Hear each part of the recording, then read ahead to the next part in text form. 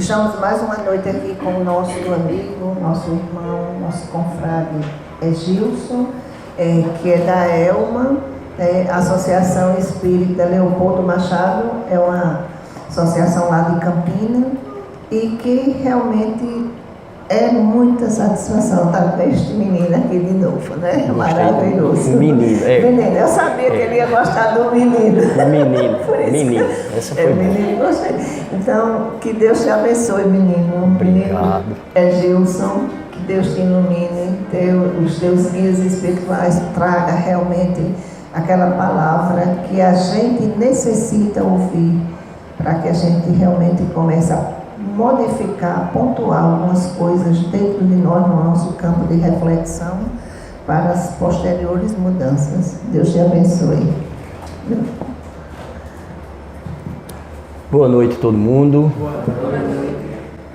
É uma alegria muito grande estar de volta aqui. Acho que é a terceira visita que eu faço com esse objetivo de vir bater um papo, conversar com vocês, e fico muito feliz, agradecido pelo convite, contente, alegre pela oportunidade. Não poderia encerrar um domingo de melhor maneira. Escolhi um tema para a gente conversar hoje, que é o entusiasmo e a perseverança. Eu não poderia estar mais entusiasmado, porque menino é sempre entusiasmado, né? Menino não pode ser triste, para baixo. Menino é entusiasmado. E aí a gente vai conversar hoje sobre isso, sobre o entusiasmo e a perseverança. Essas duas coisas que precisam caminhar conjuntamente. Nós não podemos deixar de buscar esses dois pré-requisitos para que o caminho transcorra de uma maneira mais adequada. Nós não fomos criados e trazidos para esse planeta com o objetivo de estarmos sofrendo todo o tempo. Nós fomos criados e somos fadados à felicidade. E a felicidade real que não é só lá do plano espiritual, não. A ideia de que aqui nós temos que sofrer o tempo todo para só termos a felicidade no plano espiritual é uma ideia que não condiz com os ensinamentos do Evangelho de Nosso Senhor Jesus Cristo. Jesus, quando esteve aqui entre nós, no nosso orbe, no globo terrestre, Jesus nos trouxe exemplos, fatos, situações que nos mostram claramente que a perseverança, o entusiasmo e, consequentemente, o contentamento, a satisfação são coisas daqui, sim. São coisas daqui, da nossa vida material também. Nós estamos em um local, o nosso planeta, sabemos bem, tanto é uma escola como é um hospital. Quando estamos em tratamento, o estado que a gente chama tanto por aí, estado de espírito, tantas vezes a gente diz, é o estado de espírito, e a gente não faz ideia o quanto esse estado de espírito, de fato, é importante. A mentalização, a maneira como nós vemos as situações da vida, isso influencia em nós, tanto no nosso espírito, como no nosso perispírito, que vai incidir diretamente no nosso organismo de maneira indiscutível. Então nós temos mecanismos que nós precisamos lançar a mão, precisamos fazer uso desses mecanismos, e começamos pelo entusiasmo, pela perseverança, né? Aliás, se a gente for olhar a origem da palavra entusiasmo, que vem do grego, esse "en" do entusiasmo significa dentro de, e entusiasmo em grego é escrito com T-H-E-U, esse vem de Theo, que a gente sabe que significa Deus, daí teologia, que é o estudo acerca da divindade, e o entusiasmo significa estar dentro da vibração divina. Na Grécia Antiga, entusiastas eram aquelas pessoas que eram conhecidas e consideradas como inspiradas por Deus diretamente. Aquelas pessoas que recebiam a inspiração, a luz divina de maneira direta, acreditava-se assim. Daí o entusiasmus. Então, o entusiasmado ou entusiasta, lá na Grécia Antiga e por conseguinte na Roma Antiga também, porque no latim o in também quer dizer dentro de, não é? Da divindade, do theo. Então acreditava-se que eram essas pessoas. Não acho que seja uma coisa difícil da gente entender, porque quando nós estamos entusiasmados, nós estamos inspirados permanentemente pela divindade, pelo ser divino e pelos seus secretários diretos, que nós temos a felicidade de contar com eles. Quando Jesus Cristo delega trabalhos, delega obrigações para seus secretários, que são os anjos da guarda, eles estão conosco e a gente é muito importante, porque a gente é filho de Deus, e a gente é tão importante que não é um secretário para mim e para ela não. Não é um secretário para essa turma de cá e um secretário para a turma de cá, não. É um para cada. Então nós temos cotidianamente a inspiração desses secretários divinos, que são nossos anjos da guarda. Podemos chamar de anjos guardiães, podemos chamar de tutores espirituais, né? Então a gente está sempre com essas companhias. E quando a gente se dispõe a trabalhar com entusiasmo, a gente ultrapassar os obstáculos, as dificuldades da vida de maneira entusiasmada, com perseverança, nós abrimos uma janela para que a ajuda, o auxílio das alturas cheguem até nós. É isso que a gente tem que fazer. Então, é fácil? Não, de jeito nenhum que não é fácil. Nós não estamos aqui para uma colônia de férias. Nós estamos aqui para aprender lições, e as lições nem sempre são fáceis. Muitas vezes as lições são duras, mas nós temos o poder de escolher. Se eu quero aprender essa lição de maneira... Eu vou ter que aprender.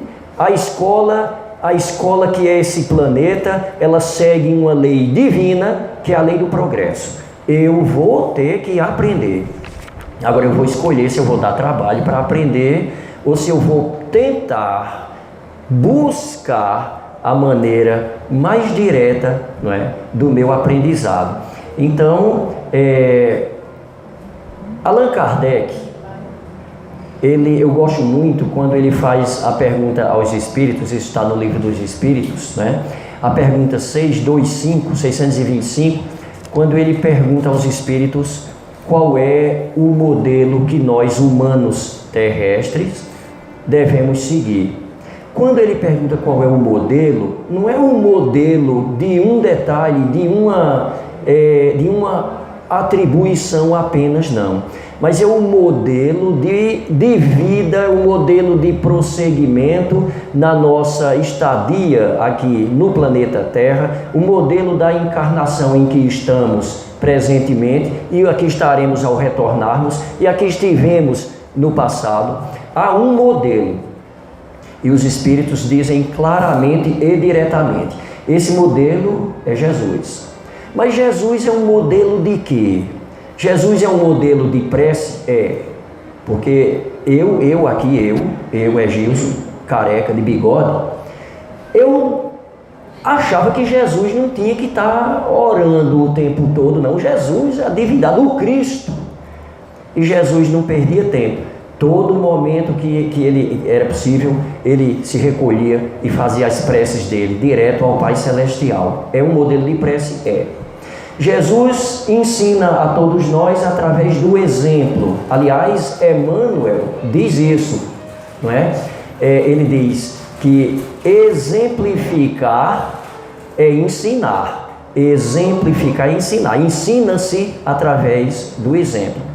Então Jesus também é o modelo de exemplo de vida que a gente deve tomar. O exemplo de vida que Jesus nos ensina, diferentemente do que a gente pensa, não é que a gente tem que ser anjo santo agora, não. Nós estamos num planeta material, nós devemos viver como tal. Emmanuel também vem e nos esclarece e reforça. Ele fala para Chico passar a mensagem para nós. Vós estáis num planeta material, é necessário que se viva como tal. Então, nós estamos aqui, nós falhamos. Nós necessitamos de coisas materiais, nós necessitamos do trabalho, nós necessitamos da moradia, nós necessitamos do dinheiro para nos manter, não é?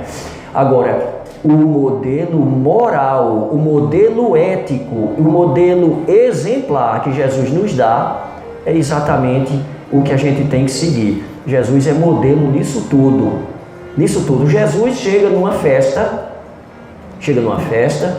e em vez dele chegar à festa, as bodas, os casamentos na época de Jesus Cristo eram os acontecimentos sem igual. Aquilo ali era de uma importância enorme para toda aquela região. Os judeus, Jesus era judeu, os judeus davam uma importância praticamente santificada para o casamento.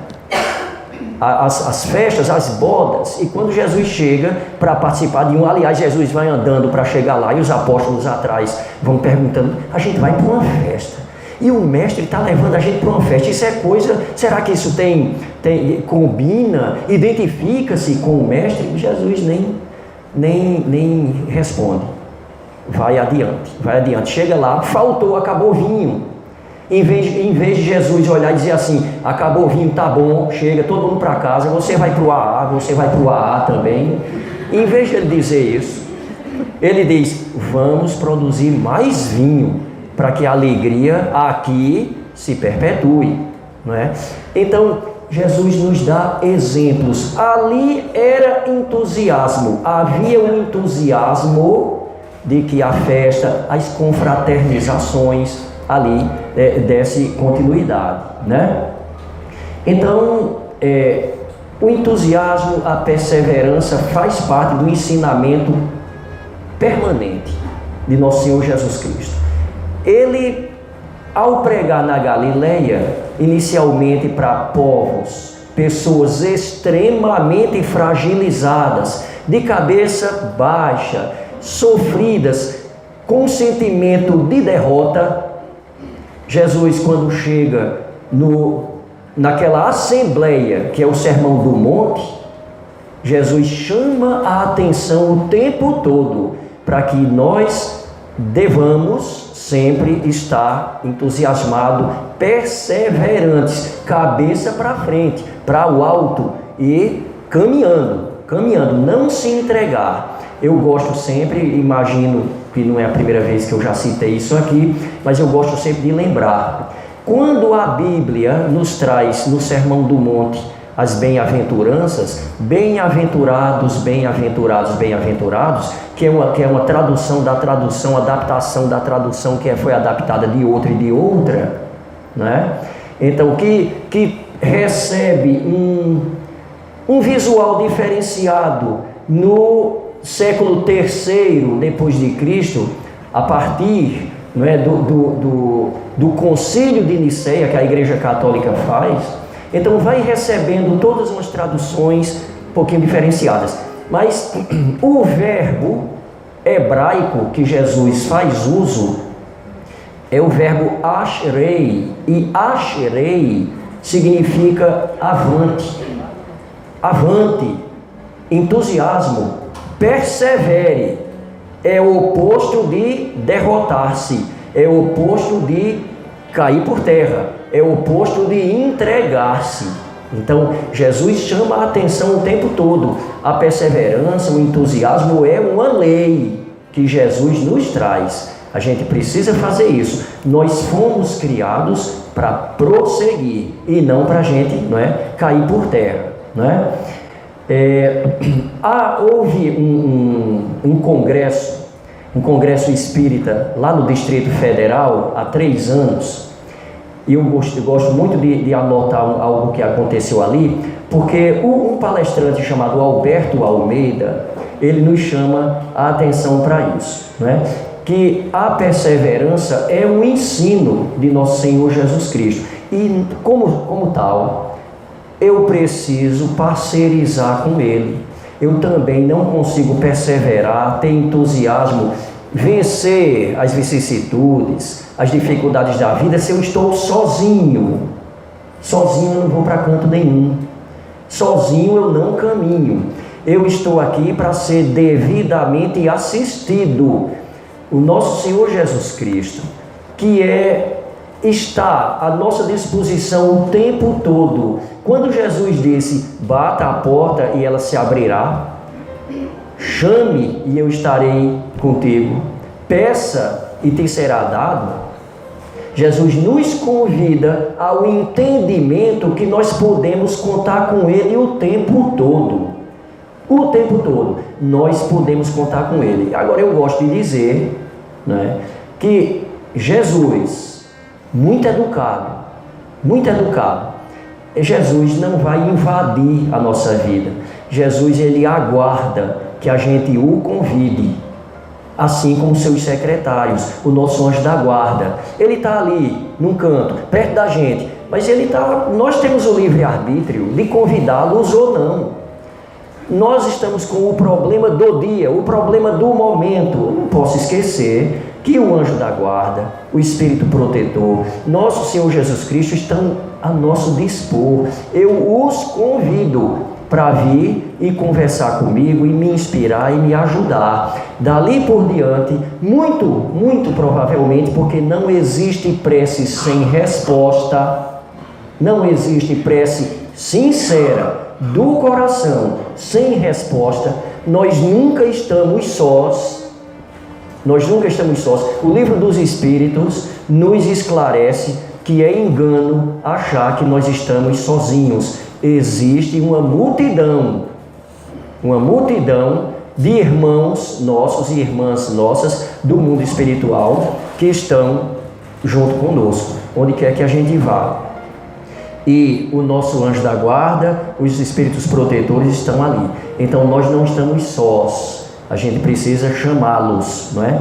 Então, se nós colocamos a nossa vida nas mãos de Jesus, é mais fácil a gente conseguir entusiasmo e a gente conseguir a perseverança necessária, não é?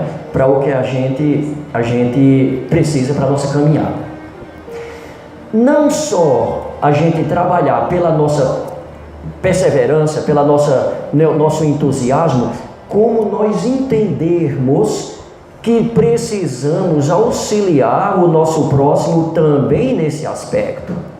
Quantas e quantas vezes nós temos amigos, colegas de trabalho, em casa, o nosso próximo mais próximo, que está dentro da nossa casa, o nosso colega de trabalho, nossas colegas de escola, de estudo, e muitas vezes essas pessoas estão entusiasmadas com um projeto, com alguma coisa que querem fazer, e a gente causa um certo desânimo nessa pessoa. De vez em quando a gente vê alguém que está entusiasmado, eu vou fazer um concurso tal, eu vou estudar para aquele concurso.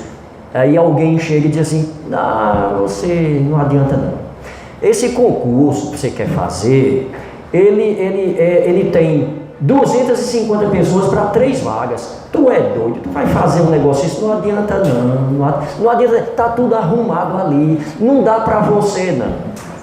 E aí a gente está destruindo o entusiasmo de alguém, a gente está fazendo sem perceber, a gente está infringindo uma lei que está nos mandamentos de Deus, que é não furtar. E o que é que não furtar tem a ver com isso?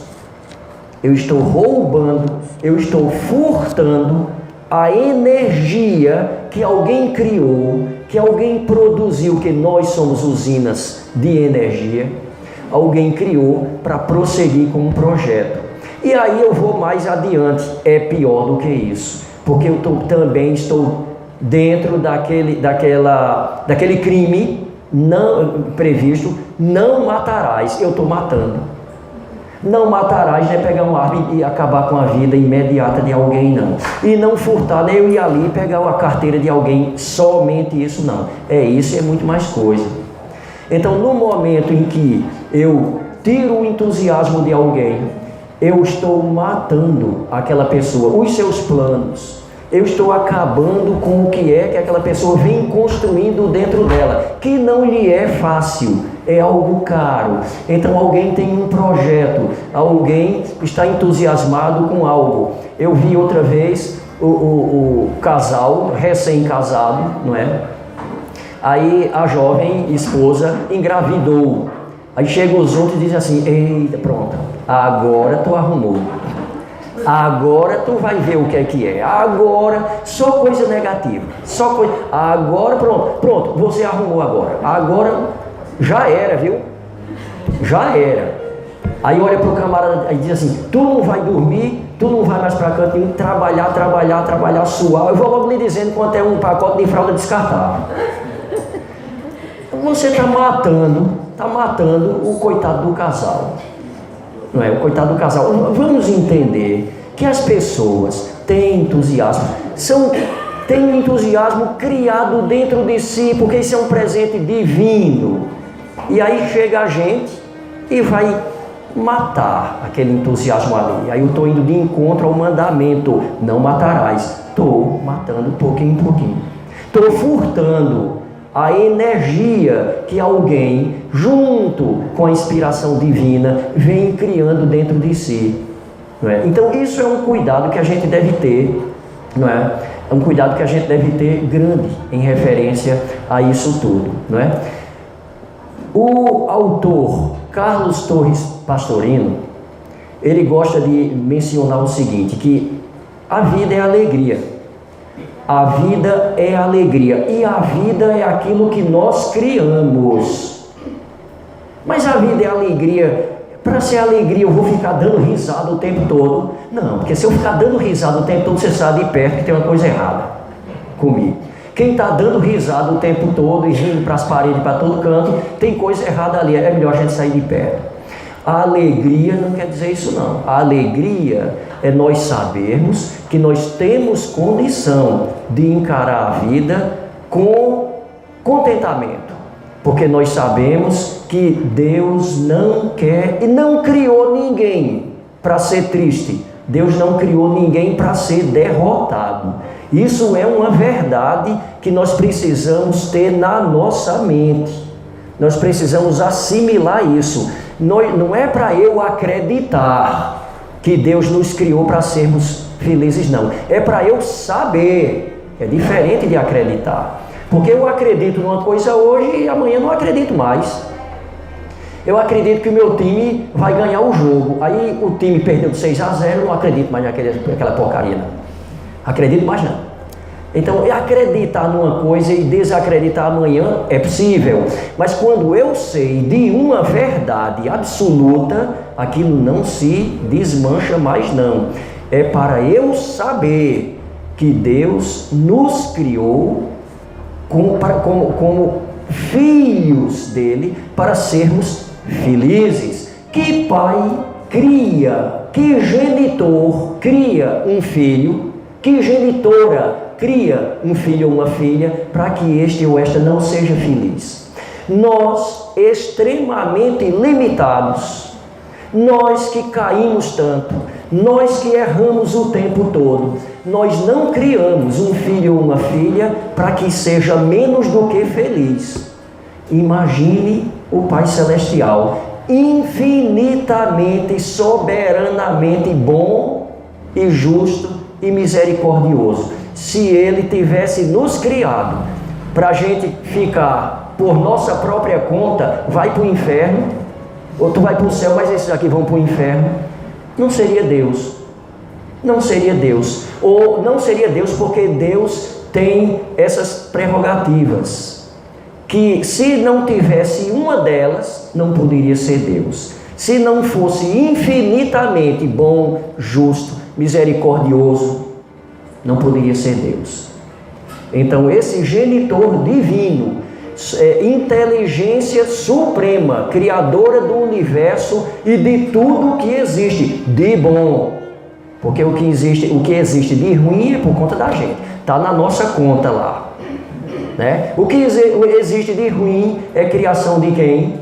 Nossa, né? Então o Pai Celestial nos cria e trabalha o tempo todo e não deixa de trabalhar nunca, não é? Para que nós sejamos felizes. Então, quando eu penso positivamente, quando eu tenho entusiasmo, quando eu estou perseverante, eu estou interagindo com o universo, porque nós somos usinas de energia, e usina faz o quê? Produz. Só que a gente também recebe o tempo todo. A vida é como nós criamos, como nós fazemos a nossa vida. Então, existe na crença dos essênios, povos anteriores a nosso Senhor Jesus Cristo, né? Os essênios, nos seus manuscritos, eles deixaram registrados algo que eles acreditam, e que isso depois a doutrina espírita vem resgatando e vem experimentando cientificamente e demonstrando que é a pura verdade. Existe a consciência cósmica, a energia cósmica, tudo interliga, que interliga o Criador, o Pai Celestial, com a mente de cada um de nós, chamado na língua dos essênios Akasha, e portanto são os registros akáshicos, que tudo que nós mentalizamos, tudo que nós criamos na nossa mente, tudo aquilo ali é registrado, devidamente registrado, sem nunca mais se apagar. Por isso que nosso Senhor Jesus Cristo, a divindade, está sempre sabendo o que é que nós estamos pensando, porque aquilo ali abre-se uma tela.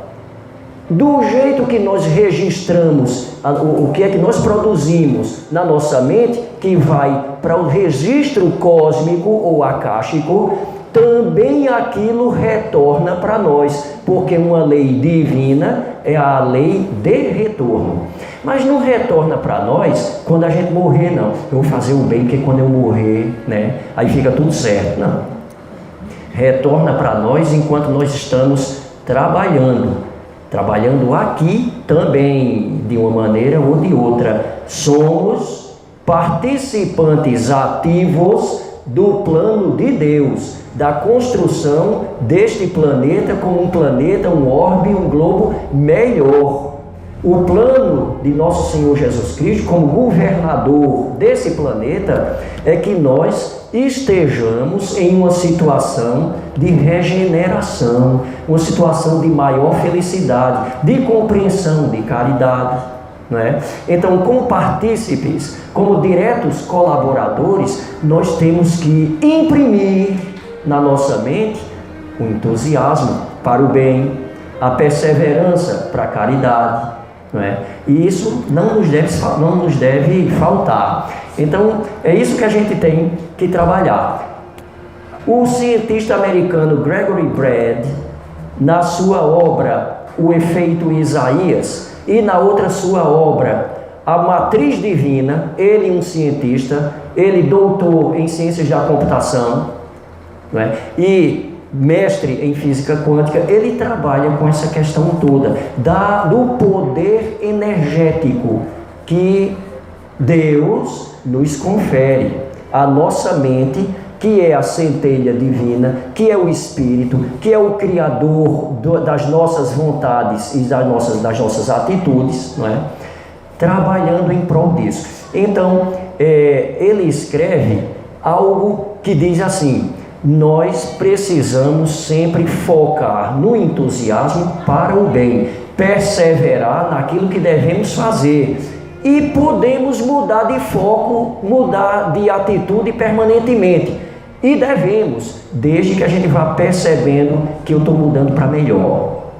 Ali ele menciona que existem pontos de escolha. Os pontos de escolha são aquelas novas escolhas que nós vamos fazendo na nossa vida e que vão nos mudando para melhor.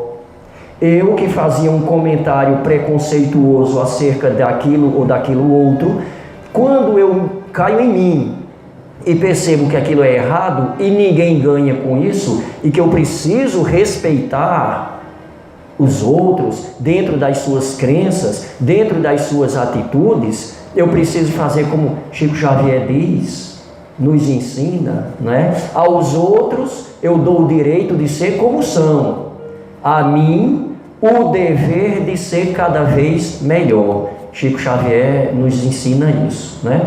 Então eu vou mudando minhas escolhas. E esses pontos de escolha que eu vou adotando a partir de agora vão me fortificando para que eu vá perseverando, eu vá conseguindo entender qual é o meu objetivo, conhecer a mim mesmo. Joana de Ângeles, ela é exímia incentivadora de que a gente conheça a si próprio cada vez mais. Eu preciso conhecer a mim mesmo, eu preciso, em me conhecendo, fazer as correções necessárias dentro de mim, trabalhar excessivamente. Aí eu caio aqui, mas me levanto, eu erro ali, mas agora eu sei que está errado. Eu olho assim e digo, eu estou errando isso de novo, eu não posso errar isso de novo, mas não, porque eu já sei que não posso fazer mais isso, né? Então eu vou me conhecendo e vou me aprimorando, não é? Tudo isso, Chico Xavier falando, Joana de Ângeles falando, agora comprovado pela ciência, através da física quântica, que nos mostra que somos todos energia, nós produzimos energia o tempo todo. O benfeitor espiritual Hilário, vindo ao plano terrestre com dois pupilos, digamos assim, que estavam em treinamento sobre o magnetismo, um deles André Luiz e o outro Hilário, então, e o outro Lísias. Então Hilário, ele mostra os trabalhos nas reuniões mediúnicas, e ele mostra como é que está cada um ali encarnado trabalhando e como é que cada um dos desencarnados estão ali também se comportando. E é visível aquela tela de que eu falei, muito visível, e Hilário ensina a André Luiz e a Lísias o seguinte, ele diz, olha, tudo é uma questão de pensamento.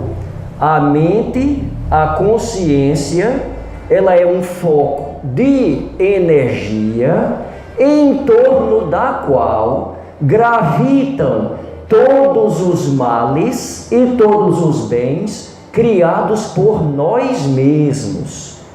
Então eu crio pensamentos bons, positivos, eles estão aqui e se dissipam e se irradiam. Eu crio pensamentos negativos, vai acontecer do mesmo jeito. Ele está ali se enraizando e a partir dali ele se irradia também para quem está próximo de mim. E o pensamento negativo, ele vem da mente, que é o espírito, passa pelo perispírito, que é matéria sutil, é matéria quintessenciada, mas é matéria, e distribui para a matéria corpo, organismo, não é? Então, cada pensamento negativo vai incidir dentro de um órgão do nosso corpo humano. A raiva, por exemplo, ela ataca diretamente os rins, não é? A ansiedade excessiva ataca diretamente o estômago, não é? A inveja ataca diretamente o fígado.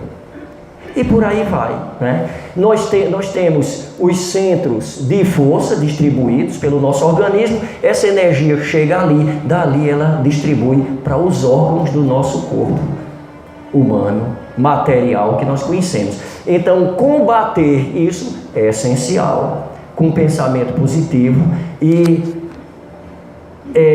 cultivar cultivar o entusiasmo. Quando nós estamos entusiasmados, eu volto lá para aquela palavrinha, a origem da palavra grega, nós estamos dentro do pensamento divino, não é? Dentro do pensamento divino. Então isso é algo realmente muito interessante. A obra Jesus no Lar, psicografada por Chico Xavier, nos traz algumas histórias interessantes.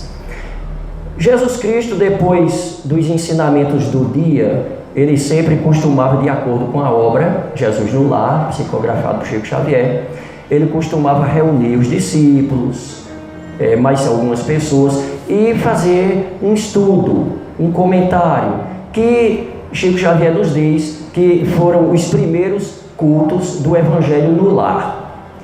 E Bartolomeu, presente ali, chega para Jesus e diz assim: mestre, dizes, é difícil a gente falar isso, flexionando o verbo do jeito ali, que está na Bíblia, é difícil, mas dizes que o teu reino não é desse mundo. Como é que nós podemos então confrontar, tentar vencer todas as vicissitudes, os tratamentos hostis que recebemos o tempo todo? Como podemos fazer isso? E Jesus esclarece. Ele diz: olha, eu trago a boa nova. Boa nova é boa notícia. Boa notícia não pode manter alguém triste. Boa notícia traz alegria. Boa notícia nos torna entusiasmados. Boa notícia nos leva a perseverar. Então ele diz: eu digo de fato, mas aí Jesus coloca uma palavrinha que a gente normalmente não percebe. Jesus diz: eu disse sim, que o meu reino ainda não é deste mundo. Ainda não é deste mundo. E ele diz: eu não teria vindo aqui como mensageiro direto do meu Pai que está no céu, se não fosse a possibilidade real de trazer o meu reino para esse mundo. Portanto, com essa verdade santa, falada pelo nosso Senhor Jesus Cristo, que jamais abriu a boca para dizer algo que não fosse verdade santificada, com essa verdade, os apóstolos estavam ali perto, recebem a lição de que o trabalho em prol da evolução da humanidade, que tem que contar com a alegria, com o entusiasmo, com a perseverança, com o trabalho diário, não é? Tem que contar com tudo isso, nos trará sim o reino de Deus para cá, que na realidade em outros momentos ele já diz para as pessoas que estão ouvindo, ele diz: o reino de Deus está dentro de cada um de vocês. E não é à toa que o Pai Nosso ensina: Pai Nosso que estás no céu, santificado seja o vosso nome, venha a nós o vosso reino. Não é para eu esperar morrer para ver se eu vou lá para o céu, não é? Venha a nós o vosso reino. Como? Através do trabalho, do entendimento do Evangelho do Senhor Jesus. Então, Jesus ensina isso, não é? Para as pessoas que estão ali próximas a Ele, não é? Bom, ainda há um outro momento que Jesus nos ensina algo. Jesus, numa outra reunião destas, não é? Chega André e também faz uma pergunta sobre isso. André diz: olha, nós precisamos sempre trabalhar com a verdade, porque a verdade é o princípio de todas as coisas. E alguém diz assim: mas será que a consolação também não trabalha conjuntamente com a verdade? E se para consolar a gente não disser a verdade de imediato? E Jesus toma a palavra. Jesus diz assim: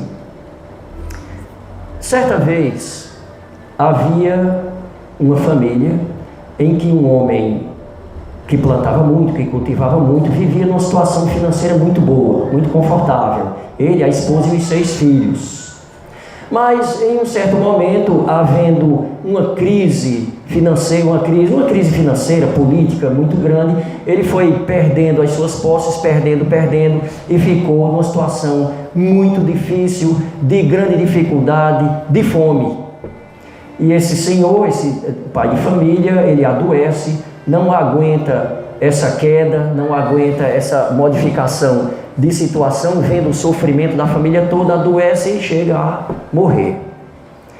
Os filhos entram em desespero, a mãe reflete, também muito preocupada, agoniada com isso, angustiadíssima, mas ela chega, tem um momento que ela vai dentro do quarto dela, pega uma caixa, que ela teve o cuidado de selar bem direitinho, para não ficar aberta, coloca na frente dos filhos e diz: meus filhos, o seu pai, antes de partir, antes de morrer, ele nos deixou algo. Nós não estamos nessa situação de miséria que nós estamos pensando, que nós pensávamos, não. Ele deixou algo aqui de grande valor e que nós podemos sim voltar a vivermos muito bem.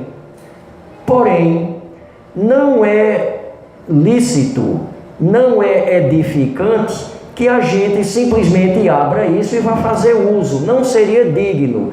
É digno que a gente trabalhe, é digno que todos nós procuremos trabalhar para fazer jus a isto que ele deixou aqui. Nós não estamos na situação de miséria que pensamos, mas é digno que nós trabalhemos para que nós consigamos melhorar cada vez mais isso aqui. E aí ela disse o seguinte: se vocês concordarem, dizendo para os 6 filhos, nós não vamos abrir essa caixa agora não. Vamos trabalhar, nós estamos animados, só se tiver uma situação única, necessária, a gente abre. Todos concordaram. E se puseram a trabalhar. Foram para os campos e começaram a trabalhar, e araram a terra e fizeram um empréstimo. E adquiriram o necessário e foram trabalhar. E começaram trabalhando, e aquilo foi produzindo lentamente, e foi produzindo um pouco mais. E no final de 6 anos, eles já tinham pago o empréstimo e estavam do mesmo jeito que a família vivia antes da crise. Ou seja, numa situação até melhor. Muito bem todos. E depois desses 6 anos, a mãe foi até, já uma senhorinha idosa, foi lá, pegou a caixa, trouxe, colocou a mesa na frente dos filhos. Vamos abrir. E quando abriram a caixa, só tinha lá um pergaminho velho, que ela mesma tinha colocado antes. E esse pergaminho ensinava, não é, de acordo com algumas frases de Salmos de Salomão, que o filho digno traz alegria ao pai e à mãe, e que Deus ajuda e não deixa aquele justo morrer de fome, que Deus não deixa o justo morrer de fome. Ponto final. Então ficaram todos muito felizes com aquilo ali, uma lição que aprenderam muito grande, e essa lição ela termina sendo de entusiasmo e de perseverança. A atitude que a mãe teve naquele momento injetou energia de entusiasmo e de perseverança para que aquela família conseguisse, não é, trabalhar aquilo tudo daquela maneira ali, né? Bom, então Emmanuel chega para algumas mensagens. Emmanuel nos dá sobre o entusiasmo. Ele puxa a orelha da gente, não é? Ele diz o seguinte, que não devemos perder o entusiasmo. O trabalho é uma bênção. Nós devemos agir construindo. Se nós erramos, é natural, nós somos muito limitados, mas nós estamos no caminho, nós queremos vencer os obstáculos. Se erramos, nos levantamos e seguimos adiante. Porque estou agora, graças a Deus, entendendo um pouco da doutrina espírita. Eu acho que eu não vou errar. Eu erro, e erro muito. Agora eu errei, eu devo compreender que eu cometi aquele erro. Preciso, primeiro, não ficar com aquele moído de achar que eu sou um pecador. Ai de mim que eu sou um pecador, e pegar uma chibata e ficar metendo nas minhas costas. Nada disso. Devemos entender, nos perdoar, entender a lição e prosseguir, no sentido de acertar mais, acertar um pouco mais, contando com a ajuda do plano espiritual, contando com a ajuda divina, perseverar, né? O tempo todo. Então, trabalhar sempre auxiliando. Emmanuel nos orienta. Auxiliando como? Trazendo, não é auxiliando sempre necessariamente de maneira material, não, mas ouvindo, tentando acalmar alguém, né? Buscando compreender alguém. Outro dia eu cheguei numa lotérica, fui pagar um negócio lá na lotérica, que às vezes a gente tem que pagar a conta, né? Então, às vezes tem. Cheguei na lotérica e tal, estava lá, encostou um rapaz. Eu olhei assim, fui logo meter na mão no bolso para ver se tinha um trocado, uma moeda, alguma coisa, e parei ali.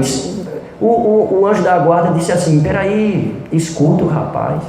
E o rapaz começou a conversar comigo, conversar da situação difícil dele. Em nenhum momento ele me pediu dinheiro. Em nenhum momento ele me pediu alimento. Não pediu nada. Mas estava me pedindo o tempo todo para eu ouvi-lo. E eu fiquei lá conversando e tal, estava até apressado para ir resolver uma coisa, fiquei ali na calçada da lotérica, e escutando, aí no fim, aí eu me antecipei, disse: meu irmãozinho, você aceita que eu dê uma ajudazinha? Aceito. Aí eu entreguei uma ajuda e vá com Deus, fica com Jesus e prossegui. Mas ele estava muito mais necessitado de que alguém parasse para ouvi-lo, porque nós temos a habilidade de fazer com que nossos irmãos mais humildes e necessitados se sintam invisíveis. A gente passa por eles assim, e joga uma moeda, pega assim o dinheiro, joga lá, passa direto. Eu não sei muito da validade disso, não estou muito certo da validade disso, não. Estão ali invisíveis, nossos irmãozinhos, né? Então, no momento que a gente ouve, que a gente conversa um pouco com eles, nós estamos transferindo para eles alguma energia positiva também. Isso é uma necessidade. Então, a caridade de transferência energética para os nossos irmãos também, que necessitam muito, não é? E, segundo, de acordo ainda com Emmanuel, distribuir a esperança onde quer que a gente esteja, né? Distribuir a esperança onde quer que a gente esteja. Eu gostaria de finalizar agora mencionando uma mensagem do Dr. Bezerra de Menezes, né? Que diz o seguinte: Jesus, filhos e filhas queridas, espera por nós que seja o nosso escudo o amor. O amor seja o nosso escudo. As nossas ferramentas sejam o amor. A nossa vida seja um hino ao amor. São os votos formulados por uma equipe espiritual, diz Dr. Bezerra de Menezes. Uma equipe espiritual que chegou até mim e pediu para que eu transferisse essa mensagem para vocês. Pediu-me para representá-los. A equipe espiritual chegou e pediu para Dr. Bezerra de Menezes representá-los, nos trazendo essa mensagem: que o nosso escudo seja o amor, que as nossas ferramentas sejam o amor, que a nossa vida seja um hino ao amor, que estejamos sempre buscando a sintonia do Pai Divino. E aí ele diz: muita paz, muita luz, filhos e filhas do coração. E aí eu agradeço também de coração. Eu vou pegar a deixa, né? agradeço também de coração, não é? Com grande felicidade, com grande alegria. Muito obrigado por vocês terem vindo me ouvir, né? Fico muito feliz e desejo muita luz, muita paz, muito entusiasmo, muita perseverança no coração, no espírito de cada um de nós. Muito obrigado. Bem, nós aqui agradecemos, né, a presença do menino Edilson. Obrigado. Né? Muito rica a palavra dele, eu acho que não cabe mais nenhum complemento, né? Porque foi grandiosa mesmo, né?